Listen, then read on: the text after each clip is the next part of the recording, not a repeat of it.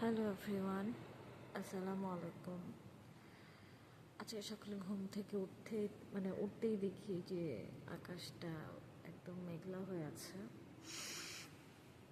এবং একটু বৃষ্টিও পড়তেছে, ঝিরিঝিরি, খুব কম ফোঁটা ফোঁটা বৃষ্টি আর কি। ওয়েদারটা ভালো, খারাপ না। সো যদি আজকে বৃষ্টি হয়, এই বৃষ্টির দিনে খিচুড়ি খিচুড়ি খেতে অনেক মজা লাগবে। অনেক সুন্দর বাতাস হচ্ছে, আলহামদুলিল্লাহ। এই এসি বলেন, ফ্যান বলেন, কোনো কিছুই আল্লাহর বাতাসের চেয়ে শান্তির হইতেই পারে না।